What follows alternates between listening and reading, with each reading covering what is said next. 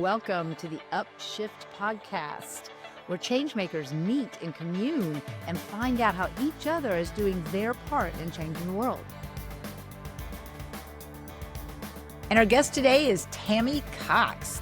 She's a trauma specialist, and she helps women heal from childhood wounds, helps them to break those subconscious patterns, the ones that lurk in the dark, that affect our relationships. All of us have them. And we are so happy to have Tammy on with us today to help us with ours. Hello, Tammy. Well, hello, darling. This is not our first encounter, is it? No, Tammy and I talked beforehand to see if we were going to be a good match, and we are. So she's here. So Tammy, you work with women mostly with their traumas. You know, we all have them, and they may happen in childhood. They certainly happen when we're teenagers. Those things tend to stick in our issues, our tissues, and drive us into our relationships, and then from the dark, run our lives. So how are you handling this with your clients? So, yeah, like I was telling you, I was for a long time just focused on women because women are more open, generally speaking. And when I would work with men, I just found like there was so many more boundaries. The walls were higher and thicker, and it was frustrating for me. But all of a sudden, what I'm finding now, and I think this is a whole thing, and it possibly may be just because I've gone through it recently, but midlife crisis. Yay. Where all of a sudden we're getting to midlife and we're like, why does it feel like all of my relationships are just under turmoil? And so I think that that's what I'm finding as the common theme with all my clients coming to me now, and a lot of men, where they're just like, many of them are going through divorces and breakups. And this is like bringing people to their knees right now. I don't know if it's in your world, but right now, a lot of people in my world are breaking up. Like it's this intensity that we're feeling on the planet. And so usually when they come to me, they're like struggling. Either they're on the cusp of a divorce, or they just had a breakup and they're just questioning everything. It's like their life is like blowing up. Everything they knew and loved is being shaken up. And so they're coming to me and they're like, what's going on? And instead of talking about it, I don't really do that. What I do is I take them back through my subconscious reprogramming. Essentially, we're finding the pattern, and then we follow that pattern all the way back to the 0 to 5, early childhood. And what we're looking for is the seed that was planted there. That's right. In that moment. So seed meaning the belief. We're not looking for just any belief. We're looking for the limiting beliefs that are creating and sabotaging all their relationships. So what I tend to find with my clients is they have two dominant, what we call life commands. And so when we go in there, what we're looking to do is find the seed. So what is this specific thing? My two seeds were, I'm unlovable and I'm not important. And they were in every single traumatic event that I had. So we're looking for the seed, and then we're also looking to extract the pain off the traumatic event, neutralize it, so that it could be essentially, once you take the emotional tag off of it, it's as if it didn't even happen almost, because there's not an emotional tie issue in the tissue. I love that. I heard that from you. But yeah, that's essentially what I do. So then if I were to boil this down just for the layperson, it's like, how do I know I've got trauma? How do I know I've got issues? It sounds like to me, and correct me if I'm wrong, that the people that you are seeing, it shows up because their relationships are breaking apart, because they're not able, even when there's rough moments, to navigate the tough times in a relationship. So they come to you, something's broken. And they're like, Tammy, what is it? I'm so confused. I don't even know what it is. Like, how do you say, hey, it's trauma? Where do you go from there? If somebody just shows up in your chair in a puddle, where do you go from there? How do you get to 0 to 5? Yeah, well, I played around with this a lot over the years because, a lot of people would say, these people don't know that trauma is the real issue. And I'm like, yeah, there's some people that don't know. I'd say the majority of people, but that's not really who I work with. I work with the people who have already been on their journey. They have done the inner work and they have just gotten to this place where they keep hitting this wall, the same pain point over and over again. Why do I keep attracting the same toxic man? Why do I keep on getting to this place and, none of my relationships are working? They've really noticed there's a pattern, right? And they now know, okay, this is like far deeper than I could ever know. So that's who I tend to attract because what I do is very, very deep. So if the person I'm working with has not done any inner work, then what I do will just open Pandora's box and they are just like not okay. So that's what I learned over the years is like, I'm not looking for the one who's just barely starting on her journey or All his right. journey. I work with the one who has excavated, they've dug as deep as they could, and they just can't reach the pain point.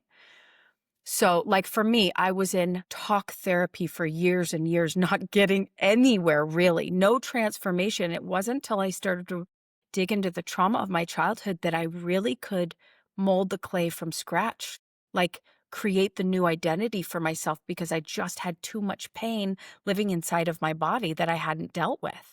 Yeah, you're talking my language now. Yes. That pain in those bodies that will show up and will scream at you if you don't start to listen to it earlier. I'm Yeah. hoping that they do. But I love that. And I really love the discernment that you have that you work with people who have been on the journey. It's like it's not up to you to open the door for them. They've opened the door and they've stepped through and now they've hit a closet that's locked or they have three doors Yes. and they don't know which one to go through. So sticking with that metaphor, you have so much going on in your life that your mind, there's monkey brain, there's 15 things you got to do, there's your kid's birthday. I mean, all those things are like present. How do you get them to put that on a shelf somewhere so they can actually see with adult eyes what happened to them from 0 to 5? Well, first we got to turn off the conscious mind. So my technique that I developed just from working with my clients, I kept learning different modalities, but I'd say the technique that I found that works fast, deep, all the things was a form of hypnosis, somatics, inner child healing, basically those three strongly. It's something that I totally use my intuition. So this is something that I'm like, could I teach it? Because it's so powerful of a modality that I created. But I'm like, can I teach it? Because when I get into someone's subconscious, basically they're kind of giving me, I'm taking it where they need to go for that moment, for whatever it is they need to heal. So I'm utilizing my own intuition for that, but I'm basing it off of what's going on with them. So it's a modality of like, it has no name because I totally created it, but it reaches very, very deep. So it goes into we go all the way back. And sometimes it even goes into a past life. We do a past life regression, Yeah. but it's utilizing hypnosis. So we're quieting their conscious mind so that we have access to the information within the cells. Okay. And so usually we find where it's stored in the body as well. And we feel all the emotions around it. Basically, I have them feel into the emotion for their young self. Okay. Because in my work in somatics, I also try to focus in on where's your sensation right now, Right. and give it a voice. But you also And made, yeah, go ahead. no, I was gonna say, no, you go ahead. Well, I was going to say I have them place their hand on it and connect to it. And then I have them tell me what color it is. Yeah. That's a Right. You technique. do that too. Yeah. Yes. Mine is a voice, a feeling, Uh, is it restrictive? Is it piercing? right. To really give it kinetic type of feeling. So, Yeah. but the interesting thing that you said is two things. I have my fingers crossed. I got to ask for these two things. And I had somebody ask me this recently. It's like, oh, I know what it was. So I consider myself a somatic intuitive. And I try to I like teach that. people, I was like, bodies talk to me. Literally, somebody says, this is happening. What do you think? Now, comes into my second question to you. I'm like, oh, well, hon, this happened to me. This is really kind of a bit sad, but she said, I'm having the sensation. I have like a real tensing in my heart and a real burning, a real tensing. And I said, you're holding back this grief. There's a lot of grief. I said, your daughter is basically dying and you're not facing it. And I know it's hard. I can't even imagine. I mean, I was trying to be compassionate. And I said, but it's time, if you're ready, to touch into that, to just feel it, because suppressing your feeling to go into that grief is it's horrible. Yeah. But oh my goodness, Tammy, I want to know what you do in this situation, because she started crying and I'm like, oh God, okay, I hit it. Yikes, there it is. I'm like, that's it. You're feeling it. And she just got really quiet. We were on remote, so I couldn't see her. I couldn't pull things out like, oh, okay. Uh-huh. It didn't scare me, but I know you've been there when you've touched into something. Every single time we do that. But then That's what? the goal, though. I know, but what if they're not ready? Okay, so this is the way I see pain. So here we have this pain trapped in our bodies and we accumulate it over years, right? Years and years and years, and it just builds up and builds up. And then there's an event that happens that sort of makes it bubble to the surface. So the pain has been sitting in you this whole time. And you feel like, oh, I'm only in pain because of this event, right? Someone passes away or whatever. No, that pain was always living inside of you and you just refused to feel it. So with my clients, so we come up with the color and I'm like, we are going to go straight into the center of it and we're going to turn up the volume and we're going to feel it all the way, because it only takes 30 seconds for you to feel that pain, resistant free, 30 seconds in order for it to dissolve. So we're looking to dissolve the pain. We're not fighting it. We're not going to we're going to say, hey, pain, you're a gift. You're my teacher. Thank you for showing up. You're teaching me something. We're going to go in and receive the gift. And then you feel it. And then it's dissolved out of your field. And so whenever I bring someone out of the process and they kind of come to and come out of it, I say, how do you feel? The very first thing every single person says is, I feel lighter, because they dissolved a big chunk of pain that they've been carrying around their whole lives. And I will say most of them, especially in the beginning when we first start working together, it's right around their chest and their heart center, because that's where the blockage that most people have, I believe. Now, by the time we get to, week 12 or whatever, they're starting to pull it from different areas of their body. But I feel like so many people are blocked in their heart because they have all this stored pain and they haven't let their heart expand out and integrate that pain. Say, no, that pain has given you a great service. Don't demonize the pain. The pain is the gift. Feel it, thank it, release it, dissolve it. Yeah. And I've seen people do that right in front of me, touching into the trauma.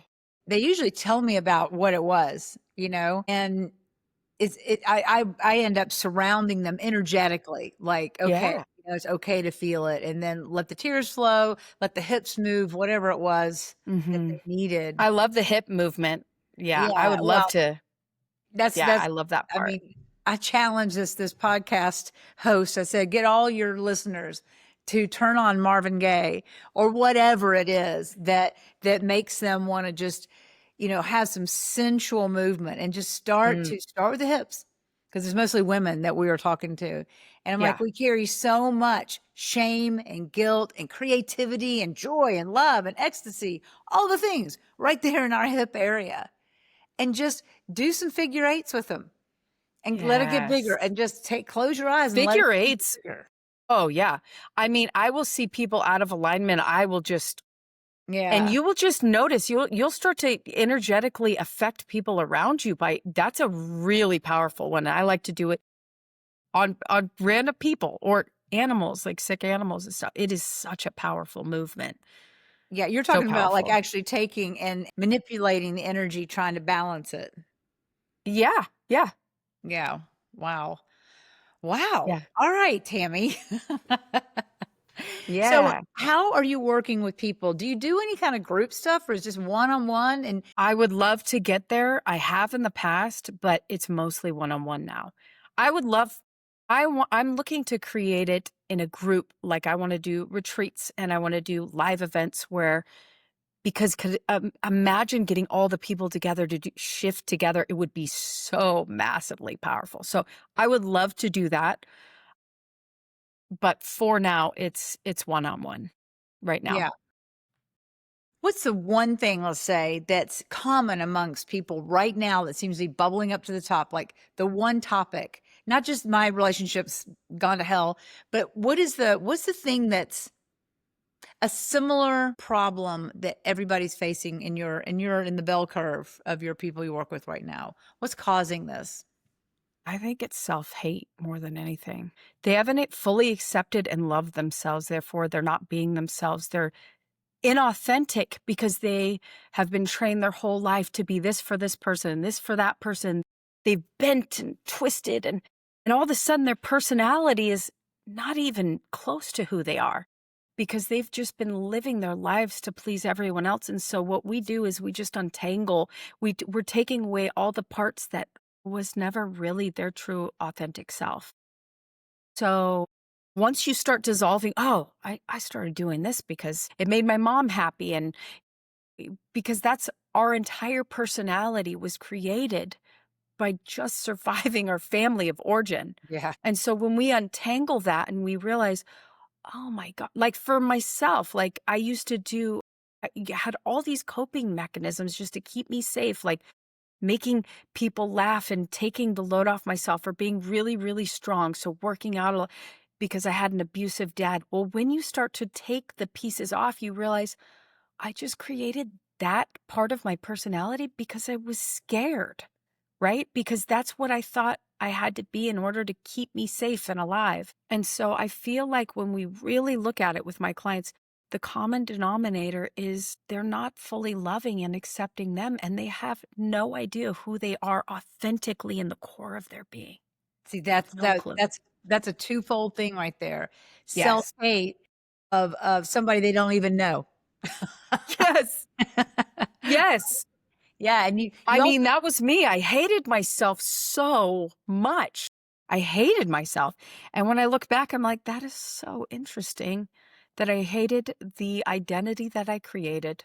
yeah, Like I couldn't change it because I had no idea. Most of us, we don't realize until we start on our healing journey that we did create the personality and we did it out of fear and shame and guilt. And then once we realized that it was all just this game that we signed up to play, it's like, oh, now I'm going to do it on purpose. I'm going to do it all over again. right. You know that you're saying about what's not them. It reminds me of that metaphor when Michelangelo was asked by somebody, it's like, yeah, well, how did you, I know, how did you see this sculpture? How did you do David? And he said, I didn't see David in there. I just chipped away what wasn't David, Yeah. and David emerged. So Yeah. you're like a Michelangelo for people. Yeah. You're helping them Okay. I like that. I like that. helping them chip away the not them. Yeah. And then another Yeah. metaphor. Yeah. Go ahead. Now, to say another metaphor that came to me recently was, we're all just a collection of coping mechanisms. It's like, well, heck, just a basket Yeah. of coping mechanisms. But that's I kind of like mean, what you're just saying. start to study yourself. Like, okay, start to look at, okay, why am I not wanting to go to these events? Why do I struggle in a crowded space? Why do I do friendships this way? Why do I have this pattern? Like, start to study yourself, ask yourself those questions, become so curious about you, and you'll start to understand that piece that you just said, how much your personality was just created by all your survival mechanisms. And you know how you were talking about the expansion and the contraction in the body? That's how we can gauge everything. Like if I'm doing this because it feels expansive and it feels like loving and it feels good to me, or if it feels tight and constrictive and like I'm keeping myself safe and small. Like, that's how we can just look at our life and realize just how much of us is just trying to survive this lifetime. We're not in creation. And in fact, it's so interesting because usually by the time I'm ending my cycle with my clients, all of a sudden new ideas are hatching from them. And they're like, oh, I really want to help people learn this, or I really want to do that. And it's like, that's how I know that they're ready, because they're now in this expansive mode. They're not just trying to survive. They're not just in this fear-based patterning day after day. They're now like bigger, and they want to now give their gifts to the world. It's just a completely different energy that they Yeah, hold. I love that. I tell people that whatever stage you're in, it's like, please don't hide your gift from us because you were put here to give us your gift. And if you don't, then we are robbed. I mean, if We you're are. feeling small or We you don't, need you. I know we're robbed of your gifts. And, Yeah. you have to break out sometimes of this coping mechanism, trauma release. Another thing you triggered in me, thinking about in my own journey, things that come to my head like, yeah, that's good, but you can always do better. You don't rest on your laurels. You can always do better. And I was taking care of my mom, and she was like 92 years old, and from her chair, she's like, "Well, honey, you can always do better." And I'm like, "That's it. That's exactly what goes on in my head." And I can't rest on. I'm never enough. And Yeah. that feeds into, I don't know about self-hate, but you're not enough, that you're not good Criticism, like enough. self-criticism for sure. Yeah. Just when I heard it outside my body after being, aware, it was like, "Ah, that's it." And then it was like it disappeared. And then Oh, realizing for people in relationships, so you deal with a lot of people in relationships, I'm sure you take them back and all of a sudden it's like, wait, that thing that you heard in your head, whose voice is that? Like mhm. whose voice? And it's like, it's my dad's, my brother's, my uncle's, something, something, something. It's never them. And I love that you are getting people down to who they are, because you have to love yourself once you really get to know you, don't you think? Yeah, you Yeah. better. I mean, it's about understanding you're not the vehicle.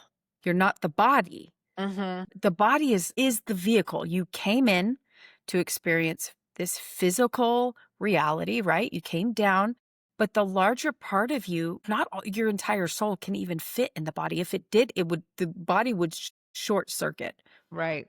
And so you have to accept that there is a larger part of you, right? So this is cool, right? The body is cool. We get to taste and smell and touch. We get to run. Like, all that stuff is great.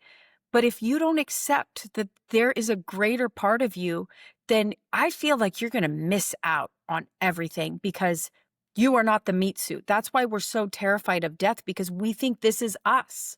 So we're like, no, it can't age, it can't die, it can't. It's like, you have to understand that it is just the vehicle, but you're an eternal being that has no beginning or an end. If you don't grasp that part, then no wonder you're like holding on to life like frantically, you know? I believe that we need that part. We need to see that we are made in the triune nature of our creator, and that we're not the meat suit that is reflected back to us in the mirror. That is just a part of our experience, our vehicle. Truly, and our meat suit reflects what our emotions and thoughts are saying to us. Yeah. So Yeah. those negative thoughts are creating a negative response in that Yeah. quote unquote meat suit in your body, Yes. recreate. And if we look at epigenetics, right? Like 95% of our thoughts, our beliefs, if we haven't done any inner work, we can tweak this stuff. But if we haven't done any inner work, 95% of our system is run off on the moment of conception, all dad's DNA and mom's DNA become yours. You're welcome. All their unfelt emotions, all their traumas, everything they refused and didn't work on become your inheritance. You're welcome. And I mean, I tested this out. When I went through my healing journey, my kids changed so dramatically. And my husband changed dramatically. None of them were doing any of the inner work. It was And I was you. like, this is kind of not fair. No, but But they changed because you changed energetically. yep, They're right? responding, reacting to somebody who's different. You're Yes. different to them in a good way, but you're And even my mom will be like, Tam, you teach me so much. I just didn't know any of this. So it's affecting, they say that healing affects 7 years back on the DNA and 7 years forward. And I just think that's so beautiful. So when I'm talking to anyone considering doing this inner work, I'm just like, you have no idea what you're doing for your whole lineage. It's not just you. It ripples out to the entire world. It's so big and yeah. so massive. Yeah, and not just their So, family, but their friends, their community, their work community, everybody that they come in touch with. I mean, if it's mhm. because I try to get people, I get great guests like you on here, and it's like, how do you get somebody who's right on the, I call it the electric fence, back behind the electric fence, you're still dealing with the coping mechanisms, but they're comfortable, they workable in society, but then it's like it's not working anymore. I got to get through this, and they're on the electric fence. You got to right now. I'm like right now experiencing it. How do you say just do it? Literally, I'm here with you. Just do it, because on the other side is something so much better. But if somebody hasn't done that enough, experience the other side, it's very hard to explain. Have you found that? Well, yes, girl. Yes, you're speaking my language. My electric fence, I feel like, was so strong and intense. I felt like I was in so much pain. When I became a wife and a mom was when all of my triggers started sounding off. I didn't even realize that I had an abusive dad because I thought that was discipline. Mm-hmm. I thought everything that I experienced was normal. My dad died of AIDS when I was 11, but he was also very abusive. We had a lot of religious abuse, a lot of control, a lot of manipulation, a ton of lies. Everything was a lie in my childhood. Here I get to, I'm 26, I become a wife and a mom, and all of a sudden, everything started bubbling to the surface, and I was just not okay. Mm-hmm. Maybe, maybe not everyone gets to that place where they're in that much pain, but for me, I was either going to kill myself or I was going to heal myself. And there was no in between because I couldn't live with the pain anymore. That fence was just like, it didn't let up. So for me, and not everyone gets to this place, but for me, the pain was so great that there was no in between. Like I just couldn't live with it anymore. But the moment I said that to myself, like I got to do one of the two, I realized I must be able to heal myself if I even came up with that. It must be a thing. And the journey wasn't as fast as I would have liked, but I made that decision in the moment that I was going to do it. And I see a lot of people that don't. They're like, I can't deal with the pain anymore. And so they take the other route. And I don't have any judgment about that. I know what it felt like, that hopeless feeling. But for me, I had my babies. So like that was enough for me to be like, I'm going to leave no rock unturned until I fix this because I don't want to do to them what was done to me. Yeah. Well, very conscious of you leaving a legacy better than you found it. And Yeah. that's a good motivation for people to do the work if they do have children and do care about. I think that's why women are, at least as of now, way more likely to heal because we do understand and have connections and desire relationally. We have more connections and we understand our interconnectedness, and especially if we have children. Yeah. And the energy that you pass on. So Yes. Tammy, how can we get in touch with you? Can people have a session with you? Can people find Yes. you? How do we do that? Yes, people can find me. They can have sessions with me. I do offer, for anyone who is interested in what I do offer a 20-minute free discovery call just to see if we'd be a good fit. Because, like I said, I don't take everyone, but I am definitely open for the woman or the man now. Because I'm getting lots of those now who are like, I can't live with this pain anymore. Where can you find me? So you can find me on Instagram. And this is going to be terrible, but I don't know all my links. But Tammy Cox, we could put Tammy Tammy Cox Cox. and Yeah, I'll provide you with all my links. I'm active on Instagram, Tammy N. Cox. You could find me there if you just have a question, because sometimes people just like to reach out and ask a question. So you could do that there. But I also have a link tree that I could provide you that has all the platforms I'm on. I'm on every platform. And it also has a place for you to request a discovery call. And my own podcast is in there. right. All the things. So I have two. Behind the Veil. That's the one I pretty much, I'm done with that one. Embodied Wisdom is the one I'm doing now. But Behind the Veil was actually created and designed for those who wanted to have a session but couldn't afford it. They'd come on Behind the Veil. They'd be completely anonymous, so their screen's blocked out. You can see me and you could hear them, but you can't see them. We basically find the pattern and I take them back through my process. So it's a way for you to see how deep the work is. So these people would be your client on your podcast, I guess. Yes.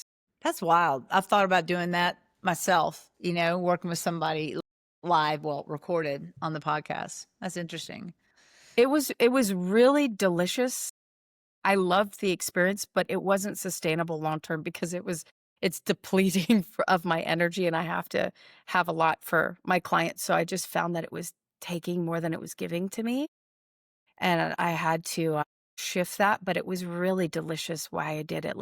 It was a really wonderful experience. Like for me, when I get to the place where, I would love to have a part of my business that I could do pro bono for those. Cause some of the women that came on dealt with domestic violence. They were in active PTSD. And those are the people I want to work with because my process is very deep. And I feel like they could just get what they need as far as results, because some of those people are trying, talk therapy, and that can be, if you're not really working on diffusing that pain within the body, it could almost be more challenging for them. So I'd love to be able to offer it on that level when I get to that place where I could find a way. But that was my gift that I got to give the world for the year that I did it. And now I do Embodied Wisdom, where I interview beautiful people like you who are also doing other beautiful modalities, because if we could teach people how to heal themselves. Yes. How empowering. I And mean, the that ripple is, effect would be amazing. I just feel like we're moving into a time where we're just going to be stepping into a whole new planet of people who are like, I'm ready. I'm ready to heal. Yeah. Kind of have to. Kind of have to, girl, right? Right. So Tammy, thank you so much for joining us today on the UpShift. Really enjoyed hearing how you work with people and really the goal with that is lovely. And I hope the people that are listening actually look inside themselves. And I'm sure that they Yes. related to some of the things we talked about. Hopefully. Yeah. All right. Thank you for having me on, darling. It's always so much fun to talk with you. Okay. Until next time with you. Yes. Thank you to Tammy for taking us through what it's like to realize that you have trauma that is affecting your relationships and helping those learn to love themselves better. Thank you for listening at the UpShift. And if you would like to get to know me and my work a little bit better, you can go on Amazon and get my book, Issues in Your Tissues. You can also get that on Barnes & Noble. I have a website, angelhoward.co, and on there, my retreats, my blogs, and everything that I'm doing is available. Also on my YouTube, you can dance with me. You can move with me, and there's a Spotify list. All those are in the back of my book. So if you'd like to get in contact with me, you can always email me at angel@angelhoward.co. Join my mailing list at angelhoward.co.